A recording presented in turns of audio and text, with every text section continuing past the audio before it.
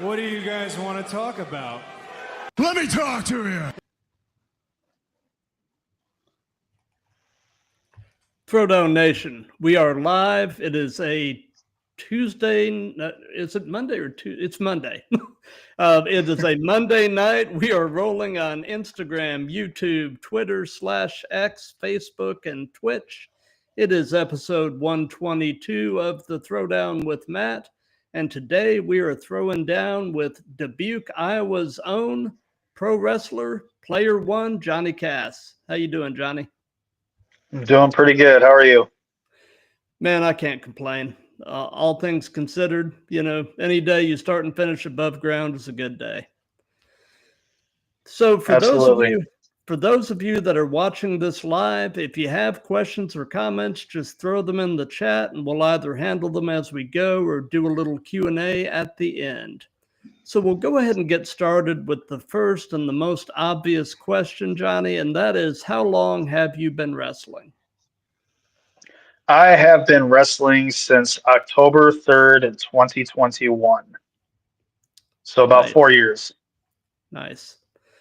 So who actually trained you? There's actually two people that trained me. The first one being James Jeffries. He's out of Impact Pro Wrestling. And I believe I always say they're from Des Moines, but their training facility is in Collins, Iowa, which is, I believe, about 40 minutes away from Des Moines. And Okay. also TS Aggressor, Travis Shillington. He's my other trainer as well, a great guy, both fantastic human beings. Gotcha. So in terms of the earliest portions of your pro wrestling training, what was the most difficult aspect of professional wrestling for you to wrap your mind and body around? Posture. Posture. That's one of the main things that I'm still working on, and I'm still getting used to, is kind of shaping my posture, my footwork a little bit. That's one of the main things that I've always had an issue with, and I've always been trying to level up as much as I can. So I'm on the weekends when I'm not working or I'm not being a dad, I'll always try to find the time to kind of work on that. Gotcha. So I'm presuming that you've been at least a fan of this stuff the majority of your life. Would you say that's accurate? Yes. Well, what would be your earliest wrestling related memory? When Macho Man Randy Savage married Miss Elizabeth at Oh yeah. SummerSlam. Yep. That's what pretty much got me into professional wrestling, as well as Hulk Hogan and Ultimate Warrior and Jake the Snake, and the list goes on. And they're the ones that made me believe that superheroes existed. Moving Yep. forward into the Attitude Era, I want to say, guys like the Hardys, the Dudleys, Edge and Christian, those guys are the ones that made me want to become a pro wrestler. Yeah. Yeah, I can definitely see that. Speed round. Damian Priest. I was going to say Satanic. I love his gimmick, though. It's awesome. Yeah. So away from wrestling, what are some of your other hobbies and interests? I'm presuming gaming, just based on your Player One. Yeah. So the thing is with that, growing up, I had pro wrestling and I had gaming, and I didn't have the greatest upbringing. I'm not saying that I had it worse than anybody. I just wanted to throw that out there, but um, that was my escape on Monday nights, as well as Sunday nights and the pay-per-views when we were able to watch them. My escape from the reality of my life, that I was kind of like, I kind of wanted to escape from. So whenever I was watching wrestling, that was my time to like focus on that, as well as gaming. It was my escape to put myself into a position where I could view myself playing a superhero on TV where I have the control of, you know what I'm saying? So Yeah. it's pretty much that. I collect old video games as well as, you know, pop culture stuff like movies, collectibles from the 80s, 90s, 2000s, anything like that as well. You'll notice too when people come out and they watch the Johnny Cast character. Hmm. My gear is also modeled after the pop culture, you know, from the 80s up to the 2000s. Nice, nice. Well, you know, that's actually a perfect segue to my next question. You know, we're mostly a wrestling related show here, but we do dabble a little bit into pop culture, and I'm always looking for recommendations. So, are you by any chance watching or listening to anything cool right now? I'm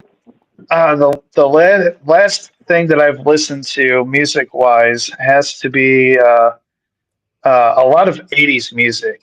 Hmm. One of the ones songs most recently is a song called "The Way It Is," and I've been like, that's kind of like been on repeat for the last few days, just because it kind of, I don't know what it is about that song, but it kind of relaxes me, and it just when I'm driving, when I'm door dashing out there, and I just put that song on, it's very very relaxing.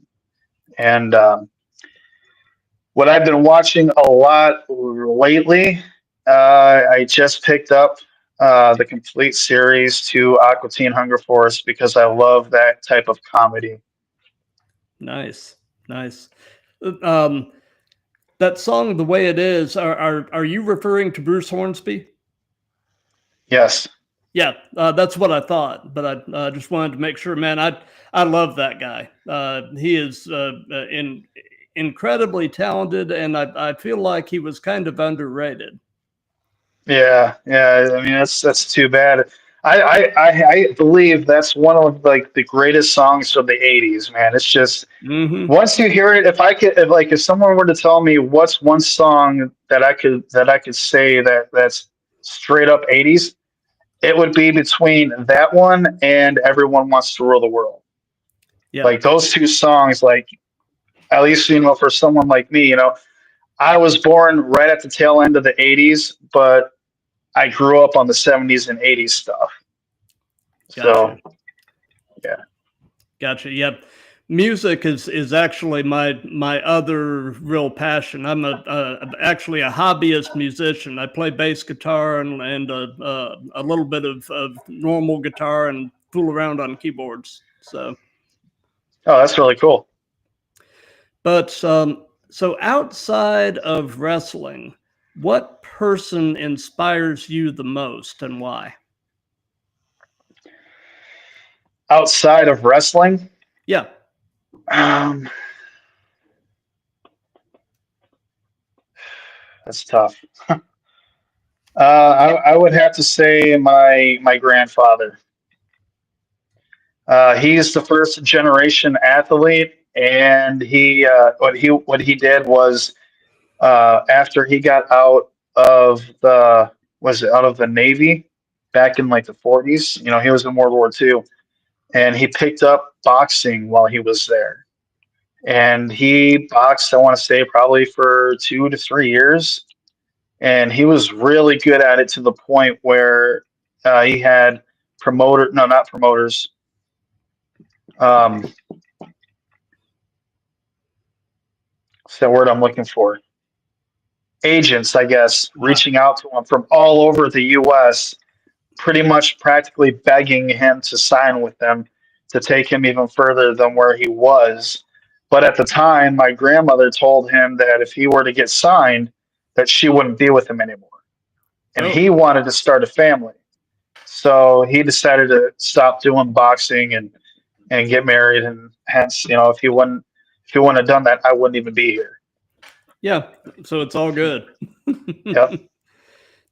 So, you mentioned that you're a dad, and it sounds like you've definitely got your priorities in the right place. But what does your family think about all of this? What does your family think about you pursuing professional wrestling? Half of them don't agree with it, and the other half are somewhat supportive. I probably have like a handful of family members that are like full on supportive, just for the fact, they're trying to tell me, you're a dad, you should focus on making your kids have a decent life, which they do. Um, I make sure they're well taken care of. I make sure they got clothes on their back, shoes on their feet, food in their stomachs, all that stuff. It's crazy too because I get asked all the time, how the heck do I manage the life that I live right now, working three jobs, working out in between those three jobs Monday through Friday, being a dad every other weekend, and being booked on shows when I'm not being a dad. And it's like I tell everybody else, that I, especially certain friends of mine, that always say they want to do something, but they don't have the time for it. Everybody's got the time to do something if they really, truly wanted to. Yeah. And I truly believe that. And I had to be woken up. Uh, I was sick. I ended up becoming sick back in 2016.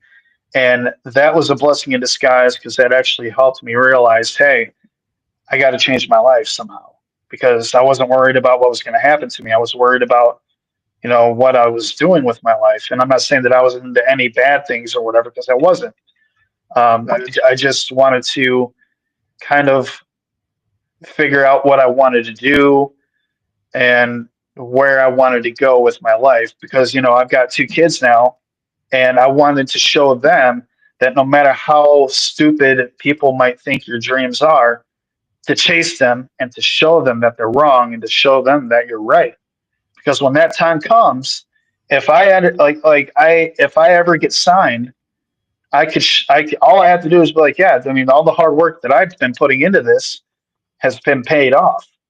I just got signed last year in October to an agency who helps me get bookings around the US and not just around the Midwest anymore. And I also got booked.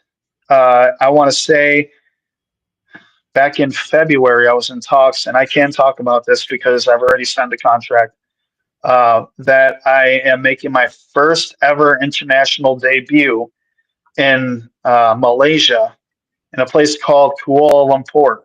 Yeah. And that's in November 8th and 9th. And I am beyond excited for that. No doubt, man. And overseas bookings like that can lead to some really cool stuff. So, man, I am over the moon excited for you, bud. That Oh, is thank you. very, very cool. So, you mentioned that you're from Dubuque, Iowa. The same hometown as Casey Jacks. What is your favorite thing about Dubuque? Well, can I be honest? Sure. All right, because some of the people might not like this, and this is another thing too, is that the more honest I am, it seems like the more people that don't like me. It's the best thing about Dubuque, I want to say, is not the people that's in it, but the scenery. And the Mhm. scenery around here is gorgeous. The people kind of like aren't that really great in this town, so I just kind of keep to myself a little bit. But other than that, I mean, I'm not saying all people from here are bad. Right. It's just, that certain areas of the town, I'm sure it's like this anywhere you go. Certain areas of the town just have their bad eggs. You just got to stay away from that area. But other than that, the scenery is gorgeous out here. Kind of reminds me of Astoria, Oregon, Gotcha. a little bit. Yeah. my wife actually is sending you congratulations on the international booking. So. Oh, thank you. Thank you. And let's see here. So, they say that the best wrestling personas usually are pretty much yourself turned up to 11. So tell us about in-ring Johnny Cass and kind of compare and contrast him with everyday you. Okay. And I'm kind of glad you asked this because I can also point this out to when I went to a seminar that Shane Douglas held when I was in Indiana. And he mentioned that what you want to do is you want to take, excuse me, you want to take a little bit of your own personality, just a little bit, and sprinkle it into the character that you want to portray in pro wrestling. This way, once once that happens, you're just that much more comfortable being Johnny Cass when you're in the ring because you Right. have a sense of what he is about and what he does and what he sees and how he acts when just all around everything. And I compare this all the time to wrestling and video games are pretty much the same thing in one, because in video game when you start a game and you create a character, you're starting from scratch. And when you start wrestling, you're starting your own character from scratch. So you have to level up that person by having match after match after match, getting more experience and a move set. You have to create your own move set. You have to see what you're comfortable doing in the ring, um, creating a finisher, all that stuff. And it's like I thought it was going to be really, really hard, and it was for the first year and a half. And once I started getting the hang of it, everything just started falling into place. And it's just I call my moves like certain moves. Um, after like video game stuff, like my finishing move is a modified fisherman suplex. I call it the blast processor, just Nice. simply because the Sega Genesis was my all-time favorite console back then when I was a kid. And they always talked about how it had blast processing inside of the console and etc. So there's that. And then I also use this is kind of silly, but I for the bigger guys that I can't lift up and hit my finisher with, I have this signature move called not the double axe handle, but the golden axe handle. And I'm not sure if you get that reference or not, but there was a game back in the '90s called Golden Axe, and it was Oh, one of that's my cool. all-time. It was one of my all-time favorite beat 'em ups. So I usually, what I wanted to start doing too, is that when I go up onto the top rope and I get ready to do it in the video game, they have this special move where they toss up these bottles or whatever, and that gives them the power, that extra power to hit their special move. And that's what I want to start incorporating that with when I hit that move on my bigger opponents. So this way, it's that much more devastating. And so I'm going to incorporate something in with that to make it look that much more powerful. That's really cool. Bringing in, a little something extra, a little bit of theatrics to it. Right, right. And that's what I want to do. I want to give them a show. I want to get them riled up. I want to include them in with the show somehow. And I think I'm going to start incorporating that with my Power Glove. Now I'm not sure if you are familiar with the Power Glove or not, but it's like a glove you put on your fist, and it has like a controller, like on the top and all that stuff. So it's going to Oh, be that's interesting. cool. I can't wait. Yeah, absolutely. Speed round. Sergeant Slaughter. Maggot. Yeah, absolutely. I was So putting the camel clutch by him when I was taking the picture. nice. So tell us about your very first match. What was it like? How did it go? What were your thoughts? Lay it on us. Tell us about the first one. A lot of nerves going through your body and butterflies and just being nervous and not knowing what to expect because you see all this stuff going on in TV and you've been through the training. Now it's like, oh man, I gotta go Gotta out there actually and do this. Yeah. yeah. And I want to say like when I went out there, because I think I can't even remember if I was the first one out or if I was the second one because it was so long ago. And but either way, like my opponent, he we were both not bad, but I consider it to be like one of my worst matches because it's our first match. Of course, I'm my own worst judgmental person, but um, I thought it was okay. Like it wasn't like horrible or anything. We were both safe. Nobody got hurt or injured. That's all that matters in my opinion. Um, yeah, it was nerve wracking, but it was Yeah. fun. And when it was over with, uh, it was it was rewarding because when we got backstage and we got congratulated and we got sat down and we got told that, this was good, that this wasn't, work on this, et cetera, et cetera. And everything just slowly started to like hit me. It's like, man, I'm really doing this. And I'm soaking all of this, information in by all these other guys and everybody liked the match for what it was. And it was pretty cool. Absolutely. So we've heard about the first one. Now tell us, if you can narrow it down, tell us about your favorite match that you've been a part of. My favorite match that I've been a part of was with Phoenix Pro at the Pines. I think it's the Pines 3 or 4. It happened last year in August. And the reason why I say it was my favorite is because it was my first gimmick match. And when I say gimmick match, I'm talking a ladder match. And I've always wanted to have a hardcore style match when I got into the business.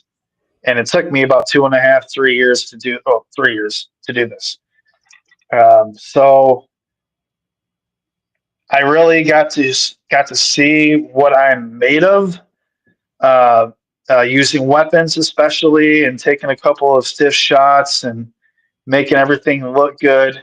Being slammed on Legos, being hit in the stomach and the chest with the ladder, being beaten up by a chair or with a steel chair, everything about it I loved. And I know it kind of might sound sickening to some people when I say that, but it's just when you're in a match and you're out there and you have to turn yourself up to 11. I'm in Johnny Cass mode. Like there's no longer John Pike. I'm Johnny Cass, Yeah. and I'm out there. It's like being transformed into that person. Like I don't know if you're familiar with Dragon Ball Z, but when you see Goku just standing there in standard form and he goes into Super Saiyan 1, it's kind of like that. You're going out there and you see the fans, you get them riled up, and you see your opponent in the ring and you're in character and you're like, yeah, let's go. And it's just showtime is like a drug, dude. It really is. And you get lost in the moment to the point where the match alone, if you go on YouTube and search it up, uh, I think it was about 22 to 23 minutes long. When I was in the match, when it was live, it felt like it was only 6 minutes Mm-hmm. because we were having so much fun, and we were taking turns beating each other up with a ladder, with chairs, using Legos, being slammed on the Legos, being thrown into the ring post, all that stuff. I mean, just having so much fun, and including the fans in on it too by getting them to chant, Oh yeah. asking one of the fans for advice when I'm crawling on my hands and knees. When I got slammed on the Legos, I rolled out of the ring, and right by the barricade, there was like a couple of kids there saying, "Oh my God, Legos are sticking out of his back." I couldn't even feel it. I couldn't even feel the Legos. Like, they were dug into my skin. I don't think I was Yeah. bleeding or anything, but I couldn't even feel it because of the adrenaline rush. And there's absolutely nothing like it. And I knew wrestling was going to give this to me, and I want to give back to wrestling what it gave to me, because that's the most important part of being a professional wrestler. Is even if I get one person um, to look up to me and be like, that's the guy I like. That's the guy that helps me escape my own reality and lets me enjoy what he does, for about 10 to 15 minutes, and that just makes my life complete. Absolutely. It's funny. I've had a few deathmatch wrestlers come on the show, and most of them are actually, if you ask them what scares you, they say Legos. I mean, uh, one of the deathmatch guys said there was no pain like getting power bombed onto Legos. I mean, so uh, you're a tough fella. Yeah, it's like I've heard people being more scared of Legos than tax.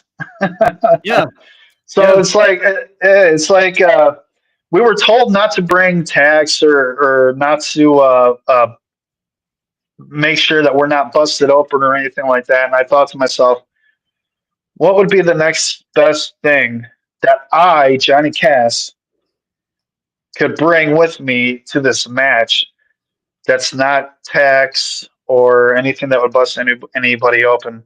Oh, wait a minute. Legos. Legos. Yeah, there you go. So, if you could only be one, would you rather be great in the ring or great on the mic? I would say great in the ring, just because Jeff Hardy was my idol when I was around 9 years old and going on up. And he barely talked on the mic. And he was just great, and he made me believe. And that's the thing about him. I think why he's so widely popular is because if you look back from like almost his entire WWE run, he never even spoke. Like, he Yeah, has probably about 10 to 15% of the time. But before that, he never spoke. He just went out there and did his thing. I mean, he only really spoke when he was in TNA. And it's just, he didn't really have to, because of his ability and his charisma and everything that he just everything about him. He was different. All you had to do was look at him and just, like, for myself, and be like, I see myself in him. yeah, gotcha. So, do you have an all-time favorite match as a fan? A match that you can have watched it a million times and you just always find yourself kind of gravitating back toward it, and it always, puts you in a good mood or brings you something new. You got a match like that? TLC WrestleMania 17. Nice. So, along the same lines, do you have an all-time favorite promo as a fan? Yes, I do. Excuse me. So gassy today. I would say I wouldn't say it's a single promo. I would say it has to be all of them, just Hmm. because, and it sucks because when he started doing this is when he started messing up his career in TNA. But when Jeff Hardy turned heel, that was like some of the best work I've ever seen in my life by anybody. I mean, just I really would have loved to see where this could have gone if Jeff wouldn't have messed up the way he did, Yeah. because it only lasted about 4 to 6 months, all the way up to the TNA sacrifice, or maybe a year. I think it was Sacrifice 2011. is the incident that happened with him and Sting. Oh yeah. But yeah, it's just the way that he proclaimed himself the Antichrist of professional wrestling, and his new attitude and the new belt, and they were trying to do something new with Jeff, and it was working. It really was with Immortal, and then it just fell apart because he fell into drugs. Yeah. Yeah. That kind of like upset me too, to the point where it was like, man, I idolized him. Now he's doing this. Yeah. Yeah. You know, the thing about Jeff Hardy is, you know, he's had a great career, but you wonder, you know, if he had managed to keep his nose clean, you know, uh, what heights he could have gotten to. You know, I mean, we'll never know, obviously, but I mean, you know, I've got to say, I was actually talking to my guest on last night's episode about this. The Hardys really impress me at the level they are working at, even now, considering their age. I mean, you know, that match they had recently with Fraxium was just insane. I mean, and to be, you know, not that much younger than I am, and still operating at that level is just a really a credit to both of those guys.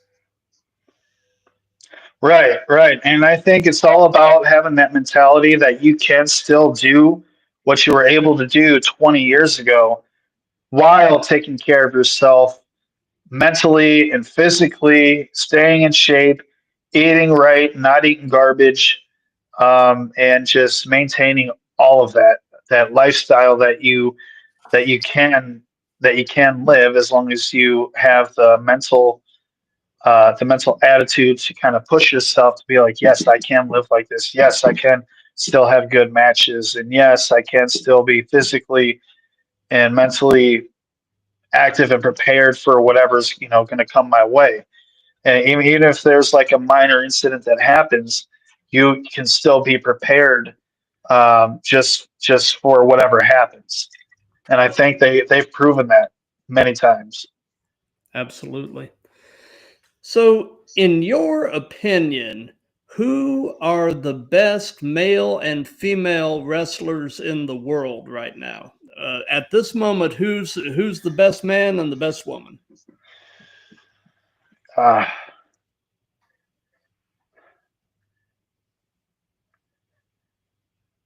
Pro wrestlers or entertainers?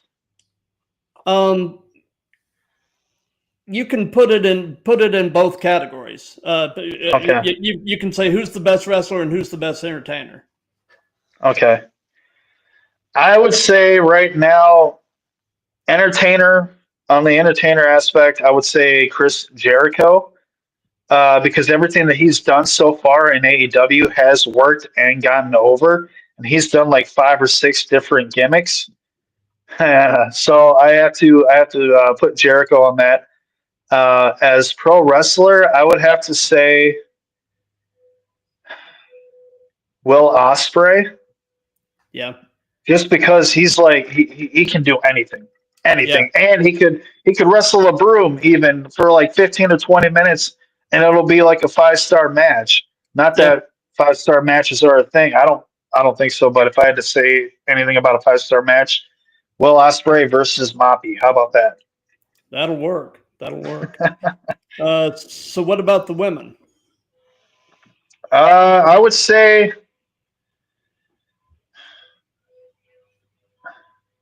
entertaining wise, Tony Storm, Oh, for sure. completely, Yeah, absolutely stunning. Like she's great. She WWE dropped the ball with her, so I they gotta I sure gotta put that did. out there. Now the best female wrestler, in my opinion, I would have to say Britt Baker. Really? Yes. It sucks that she's not on TV right now. I think she's still kind of recovering from an injury. Last I knew, I could be wrong. I thought she was injured, but it just sucks that she's been gone for I think almost a year now. Yeah. I'd assume. But yeah, that's the way that she, man, the way that she can incorporate a character is absolutely amazing. And it kind of this is why I say that she's, in my opinion, one of the best, because she incorporates the entertainment aspect and the professional wrestling together in one, like kind of like what I'm doing too. And here's an example of that. Her finisher is uh, I forget the name of it. Lockjaw. The lockjaw, yes. Yeah. So she kind of incorporates that with her real life dentist persona, Yeah. kind of like with what I do when I'm wrestling and hit my finisher. I incorporate my gaming side and call my finishing move the blast processor, kind of like tipping my hat to the Sega Genesis while I'm doing it. You know what I'm Right. saying? And then also, I have the golden axe handle where I'm going to be incorporating something with that's really unique that you don't really see anybody else doing.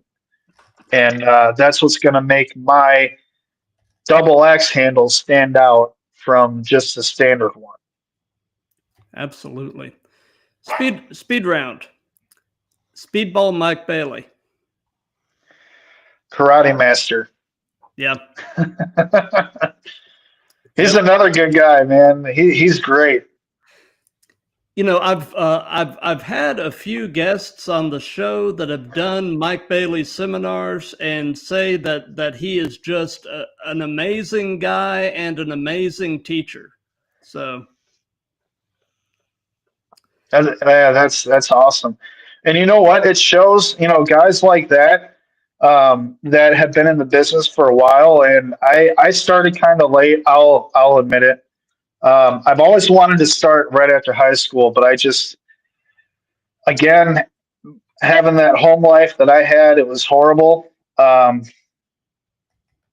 didn't have any ambition. I was always told that I wasn't going to amount to anything. As bad as I wanted to become a wrestler at that time, being told this certain things about myself by not only family members but by people at school and teachers, it just kind of lowered my confidence level down to pretty much nothing for the longest time. And but I eventually overcame all of that and said, well, you know what, screw you, I can become this person, and I'm proving that as time goes by. I'm getting more better. I'm getting more signings and getting more uh, bookings and getting more uh, noticed, I guess. I mean, heck, I got signed onto a agency contract, so that's got to yeah, amount. That's got to say something, right? yeah, you're doing something right. That's for sure. Right. So, and this can be present day or past. Who would be a dream opponent? Who would Johnny Cass love to share a ring with? There's three Okay. people, and they're in the mainstream, and they might be a little bit too old, but if I can get their attention somehow or get their company's attention or maybe get signed to the company that they're with, that would be freaking amazing. Um, you always want to have goals in this business, even if you keep smashing the current ones you have. You always want to keep making more to test yourself and challenge yourself. So, with that being said, and this is going to be in no particular order, Okay. um, it would be a toss up between Austin Aries, Bully Ray, and Jeff Hardy. Nice. Or heck, throw us all into a four-way match. I don't care. Yeah. Why not? So, do you have another wrestler that you have amazing chemistry with, that if you're working that person, you're always going to have a banger? Do you have a person like that? Another wrestler? Yes, I do. His name is the Reaper Donovan Moore. He's from Indiana, and I worked one match with him, and everything just felt like it collided smoothly, perfect, everything. There were times where I thought I hit him just a little bit too hard, but he told me after the match, "No, man, it was perfect."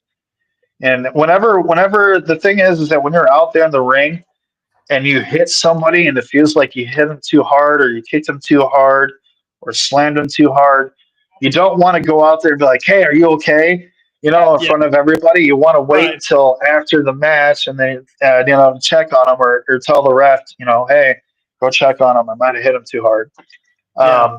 But yeah, it's like other than that, I've been told like, when I'm supposed to make it look like I punched the shit out of his face or something or kicked the shit out of his face.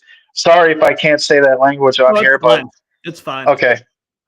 All right. But yeah, I mean, I kind of like to make it look like I lay it, especially in my comeback, uh, make it look like I'm laying really, really hard as best as I can because that's your time to get back up. You had enough of it of your opponent's BS, and you're going to be serious about this, so you have to come back. Boom! You have to hit that clothesline. You have to hit that back elbow. You have to make sure that contact sound has to hit. So this way, the fans see that and they hear it and they're like, "Oh, dang, he's not playing around." Then they start getting into the match even more and wanting to see you hit that finish. And whether you hit that finish or not, that's what's going to get the fans to either get into it even more to be like, "Yeah, oh my God, he's going to get it 1, 2, 3." Or if you set up for the finish and you have him right here, but your opponent counters it and he hits his finish and you're done, more heat. Yep. More heat on the bad guy. Absolutely. So, they say in life, never meet your heroes because ultimately they're going to let you down. But have you had a chance to actually meet any of your wrestling heroes? And if so, how was the experience? Yes, I have actually. Last year, I was able to meet the Hardy Boys um, at a show in Indiana, and it was an amazing experience. I didn't get to talk to them. That I've like got to shake their hand, tell them who I was, and tell them what they meant to me, and I got to say, you guys have done more for my 10-year-old self than you will ever know. And they were just so humbled and so appreciative that I said that. And I got to shake their hands. I got to take my picture with them. And Jeff, Nice. I got Jeff to hold one of my foam fingers too, which is really cool. I looked up to him when I was 10 years old, and here's Jeff holding one of Johnny Cass's foam fingers, for a picture.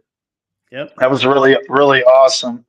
Another one was Austin Aries. I thought he would be a little bit more of a dick, but he's not. And I want to say he kind of has that personality of like honesty and other traits like that. Hmm. Just because it's more of a respect thing. So when I got to meet him, I had my original NWA TNA X Division title belt. And I asked him if I could take a picture with him holding that belt. And he was like, "No, that's not going to happen." And I asked him why. And he's like, "Well, I don't hold championships that I didn't win." And he's like, "Your Ah, belt's a replica. But I will take a picture with you holding it with you." And I'm like, "Oh, okay, well, that works too." But yeah, he kind of showed me like, he kind of inspired me in a way of being like, man, it's like I have a couple of replica belts, but I kind of want to earn the right to, wear them and have them and showcase them. You know what I'm saying? So right. that kind of sparked a little fire under my ass, a little bit, and that was back in 2018. Gotcha. So, you've been doing this long enough that I'm sure this applies to one degree or another. And so I'm going to ask you, what hurts right now? Or should I say maybe what doesn't hurt? Well, I never really had anything hurt until I want to say the end of December. I've been having this little bit of a pain up here in my back. The doctor said that I should go start having like a massage therapist or something like that. But I ain't got the money for that. Nor do I have a girlfriend to help me out with that, and I'm not looking for one, to be honest with you right now. But when I can afford to have a massage therapist, then I'll look into it. But as of right now, I'm, taking care of my body the way I'm supposed to be. I'm working out as much as I can, and I believe working out is also helping me with that. The 4 years that I've been doing this, I've never once been injured too. I always try to be as careful as I can be. Awesome. So, what is your take on the role that social media is playing as a promotional tool in wrestling, specifically indie wrestling? I think it's a good way. It's a decent way because I mean we never had this type of thing before years ago, and I think it's a beneficial for professional wrestlers. The only thing that I don't want to say I have a problem with because I really don't, but I guess some people do. It just depends on how you take criticism by others, especially when it comes to fans. I really don't care what the fans think about my matches, whether it's good, cool, awesome, thank you for the praise, or if I have fans say that, oh, well, your match sucks or you can't wrestle because of it. I've had that happen before, and I can't. I don't want to. I shouldn't have to explain to them. Well, I've only been doing this for 4 years. I'm not like a WWE type, experienced veteran or anything like that. But I'm just doing what I can to get out there and entertain the crowd and um, make as much money as I can and try to get over with the fans and just make relationships along the way, the right ones. And so far, I feel like I've been doing that to the point where like I said earlier, I've got my first international booking in Malaysia, Yeah. and I also have a booking coming up in August. I got offered to take part in one of the most important independent movies that is 29 years in the making. Really? That deals with the original Resident Evil 96 cast. So I have that to look forward to, and I can't wait to take part of that. I'm just an extra as a zombie, and that's all I want to be. And it's just doing something like this is a dream come true for me because I've been a fan of Resident Evil since it came out in 1996. Gotcha. Speed round. Penta. Zero fear. Yep. Absolutely. So, knowing everything that you know at this point in your life, if you could give any advice to your younger self, what would it be? Not to let anybody else's opinions matter.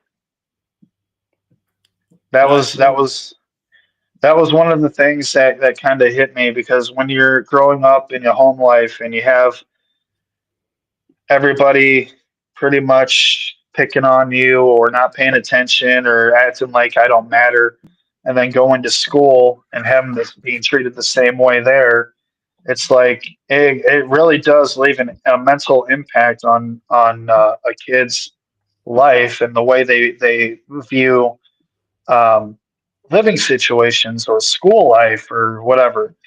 And like I had cancer back in 2016, and I overcame it. 2017, I was completely free of it, which was really cool. I'm thankful for that.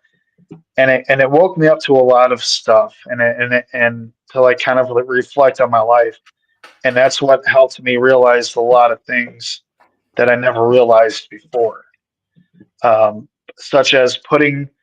I always was the type of person that put everybody else's happiness before mine. I didn't realize that in order for me to be happy, I should make myself happy first before I can make others happy. If I don't, then I'm just going to constantly be in this depressive state to where I'm happy, and I it's gonna be there for until I change. And Right. it might sound selfish on the outside, but it's fact. It's true. You have to make sure that you're comfortable and you're happy with yourself before you can make others happy around you. And there's a lot of people that, especially here, that don't agree with me, and that's okay. Because if we're all different. We're all different. We all view life, differently. Some view it the same way I view it, some don't, and that's okay. Got you. There's also uh, I've mainly been wrestling in Wisconsin and Illinois for the last 2 years. And that's where I'm kind of picking up a little bit more like popularity as well. And I haven't been in Iowa since 2022, and I'm okay with that. I mean, Mhm. wherever they want to put me in, I'll go. Wherever they want to book me, I'll go.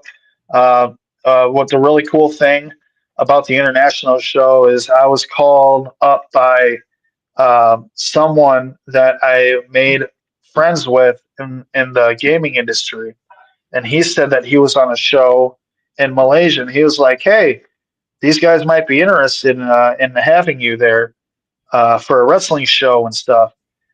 Do you have your passport?" And I said, "No, I don't, but I can get it." And he was like, Yep. "All right, well, if you get your passport, can you possibly pay for your own flight and they'll take care of the rest?" And I'm like, "Yeah, yeah, tell them, yeah." And he said, "Okay, well, I'll let them know and then we'll get back to you." It's like about a month to get back to me, but they said that they had a meeting and they're interested, especially with everything that I've been doing this past year. I guess impressed them to the point where they were like, "Yeah, we gotta have this guy at our show." And now that's just motivating me even more to be better than what I am now. So I've been hitting it twice as hard in the gym. I've been hitting it twice as hard at training. Um, I've been trying out new things in the ring to kind of make me stand out from other people.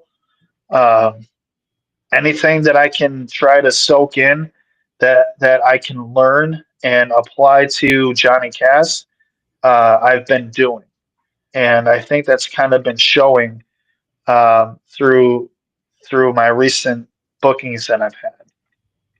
Got you. So, do you have any pre-show traditions? Any things that you try to do consistently before you walk through the curtain? I do a lot of push-ups. I try to get some sit-ups in. Mini workouts as much as I can to kind of get the jitters, going and flowing.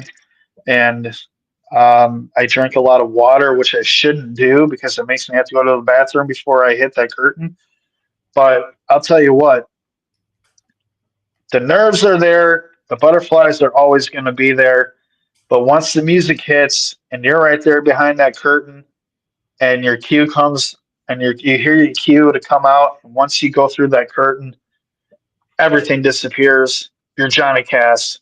I'm no longer John Pike. I'm Johnny Cass, turned up to 11. And I'm there to have a good time. I'm there to make sure the fans have a good time and that they get entertained. And I do my best in the ring to win every single match that I can. Got you. So, give us a quick rundown. What do you carry in your gear bag? Do you have anything interesting or unusual that you carry in your gear? I carry a Game Boy, That's cool. like the old school Game Boy, and I get kind of looked at funny sometimes. But I mean, I love the old school stuff. I'm a fan of it. Ever since it came out, I've been a fan and have been a fan of it. Nice. So, something that we've done in all of these that's just been kind of fun is we've let the current guest pose a question for the next guest. So one of my recent guests posed this question, and that is, what has been your best experience in the ring with calling something on the fly? My best experience would have to be, gosh, I had to call. Oh, and here, this is the thing too. So, first time calling a match on the fly was last November, I want to say. I think November 9th. And I've never done that before, ever. Mm-hmm. Well, actually, I lied. 2023 November was the first time I had to call a match on the fly, and it was horrible. Um, it was for a show called, or a promotion called MCW, and I went up against a guy called AMB, and he had a match prior to our match, before our match, and I couldn't talk to him about going over our stuff, and I also had a match too before our match, because it was like a qualifier match for the U.S. Championship. And I got done with my match, and he went out there for his match. And then when he came back, we started talking, and I had no idea that the match that was going on while me and A and B were talking was a squash match that lasted a minute. Mm-hmm. And after that match was over, they were already announcing our match and calling for A and B to come up to the curtain. And we had only been talking for like not even a minute about our match. And he was like, "Well, I never done this on the fly either." I was like, "I don't know. Let's just have to go out there and work with it, I guess." Yep. And I learned something important that night too, because it's like it kind of stepped my game up to working better in those type of situations. And that's one thing that I was never taught in this business, is that you're going to have times where you're going to show up to a show late, or you're going to show up to a show where you're the first or match on the card or the last match on the card, and your opponent and yourself has a match, before that match leading up to it, the main event, and you want to kind of have an idea of what you guys are going to be doing or what you're capable of doing in the ring. So this way, calling it on the fly is going to be a lot more easier. Right. That was my mistake. So it was very, very awkward, and I've never watched that match till this day because I know it's bad. I don't even know if it's on YouTube. But yeah, it was pretty embarrassing for myself, to the point where if I don't believe I did a good job in the match, I will straight up tell. And anybody, and even Casey was there too. I will tell the promoter, don't pay me. I don't believe that I did the best work that I could. So I'm not going to take the pay. I'm not going to be paid for a shitty match. But that's only ever happened once. Gotcha. So we're pretty much at the end of things now. So do you have any upcoming shows or anything at all that you'd like to give some hype to? Yeah, June 7th, I will be at Alfonso's Pizzeria for Illinois Valley Wrestling Federation. I have absolutely no idea who I'm going up against yet, but if you want to follow their page or my page, Johnny Cass, more information and details will be coming out in the coming days. Nice. And, you know, since this is part of a series, do you have a question that you would like to ask to the next guest? What was their most unique moment that they had during a match? Like unique as in like they had to like quickly change something because at the last minute something changed. Like they forgot a move or something and they had to do like something quick. If that makes sense. It does. It does. Okay. So as far as what we've got coming up here on the Throwdown, tomorrow, Tuesday, May 20th at 7 p.m. Eastern, I've got episode 123 with a ring announcer based right here in Atlanta. She's actually new to ring announcing, but she's taking the local scene by storm. The People's Princess, Salem Alexander. And then Thursday, the 22nd at 8 p.m. Eastern, I've got a rescheduled episode 108 with another Atlanta-based guy, pro wrestler Too Hot Dion Summers. And then next Tuesday, the 27th at 7 p.m. Eastern, I've got episode 124 with actually another Atlanta-based wrestler, the Sinister Stuntman Spectre. But yeah, so those are the next three that I've got scheduled. But I'm actually booked through about the first week of July. So definitely be keeping an eye on my socials because I've got a lot of cool stuff coming up, and I'm definitely excited to do some announcements. And for those of you that have been watching this live, thank you. For those of you that will be seeing this on replays and such, thank you for that. If you like what we've got going here, you know, hop on my socials and do the old like, comment, share, and subscribe. And before we wrap this up, do you have any final words for the audience, Johnny?